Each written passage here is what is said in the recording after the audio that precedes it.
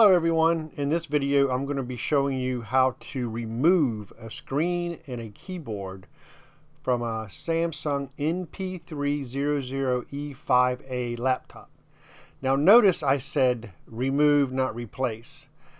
Removing especially the keyboard on this laptop is probably a fairly daunting task. And I think it's safe to say that Samsung just made it difficult even for the average tech just to simply remove a keyboard or replace a keyboard on this particular model laptop. But the screen and keyboard is what we're going to be removing. Replacing it, putting on new ones back on will be pretty straightforward, as you'll see towards the end of this video.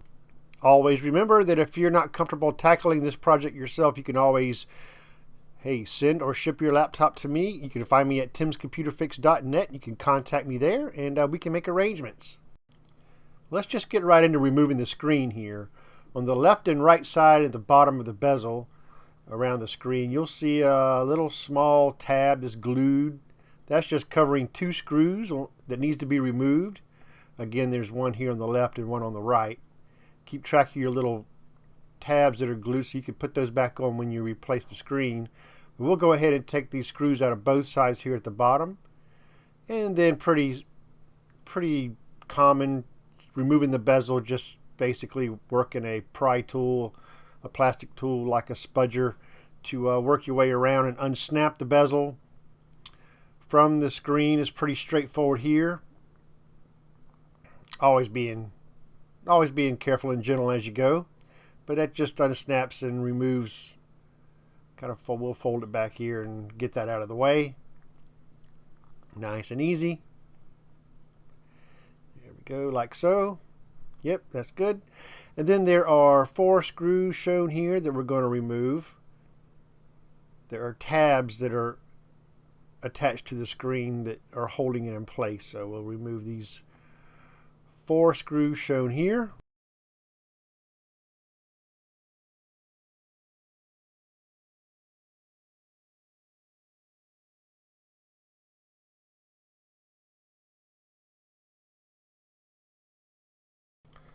So once those screws are removed, the screen will just simply fold back. We'll fold it right back and lay it on top of our keyboard area.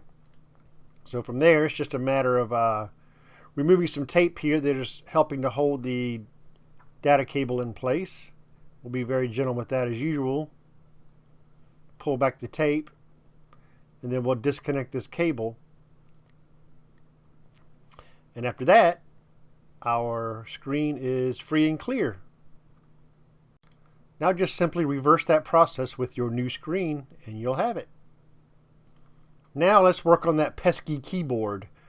We're going to close this lid here and flip this laptop over. We're going to work from the underside here. Of course, as you notice, the battery has been removed before we started even working on this laptop.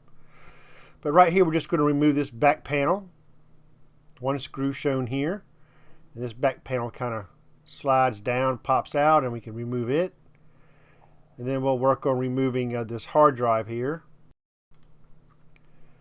So there are 4 screws holding this hard drive caddy into place. A couple of them are different sizes, so just make note of that. Once we have the screws removed, we can pry up on one end very gently and slide the hard drive out. We'll now gently disconnect the SATA cable. And our next step would be to go to remove the DVD drive here. 1 screw holds that into place. You remove the screw and you slide the DVD drive out. So basically now what you want to do is pretty much just remove every screw that you see here on the bottom of the laptop, making notes if necessary of different size screws. In the battery area, there's always smaller screws there.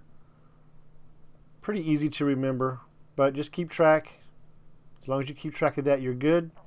But we're going to remove every screw from the bottom of this laptop. And basically, that's just going to allow us to lift the entire bottom shell, bottom base off of the laptop as shown here. Now here's an interesting thing. This is where I discover why we're replacing the keyboard. There has been liquid damage here as shown here. You can see the corrosion here on this screw and on the board itself. So we're going to get all that good and cleaned up.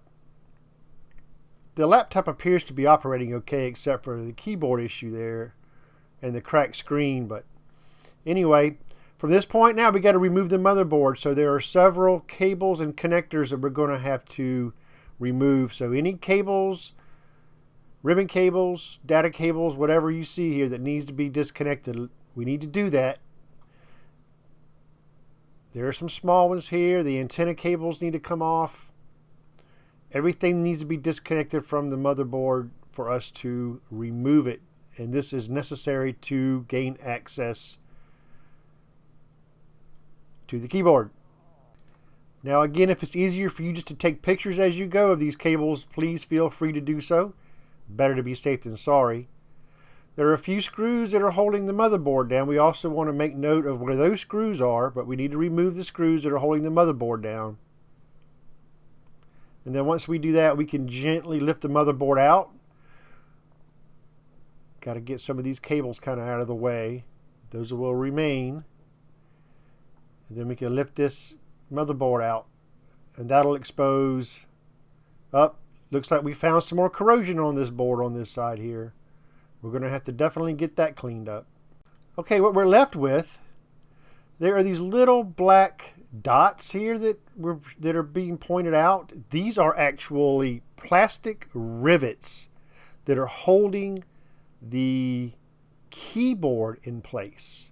These plastic rivets will have to be dremeled out in order to remove the keyboard. There's no way around this, and it's really a pain and kind of messy, but it's definitely doable. So shown here in red, this is the area where you need to rivet or grind down the plastic rivets.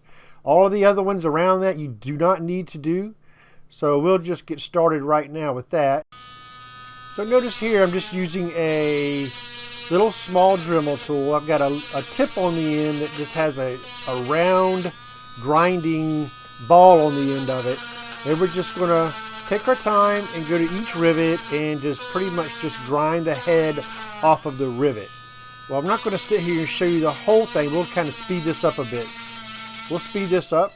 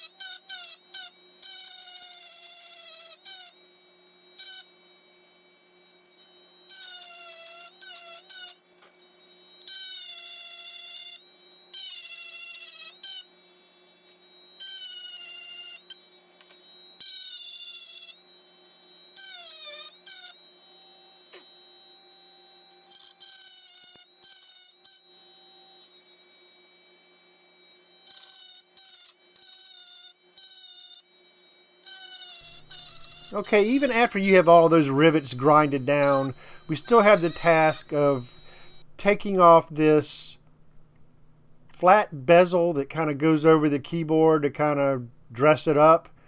Even that is snapped in kind of. You have to kind of work your way through with the pry tool like you see here. We don't want to completely remove it. We just want to slip the keyboard down underneath it. You'll see what I mean here in a minute.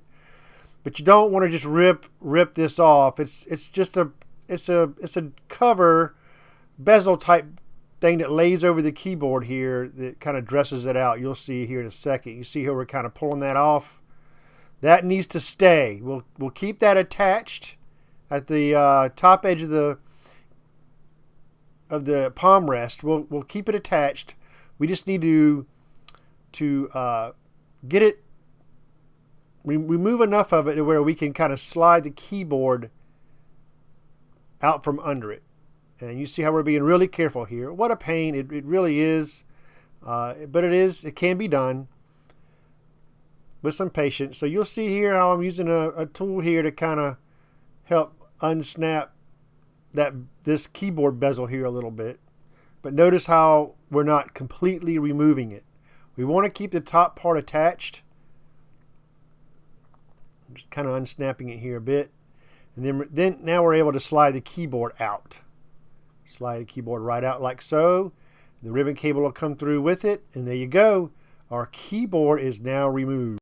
So with our new keyboard, no need to worry about rivets. The new keyboard will come without needing to rivet it back in. We do, however, use double-sided tape. Once the new keyboard slides back down onto the palm rest, we use double-sided tape under the keyboard to hold it in place.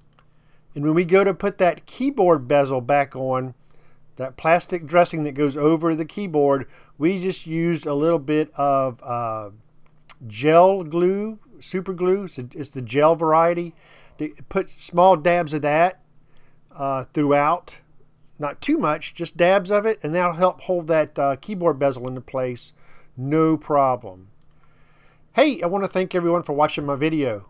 Please rate and subscribe to my feed. I would really appreciate it. I have more upcoming videos on different repairs in the near future. TimsComputerFix.net is where you can find me. And again, thanks for watching.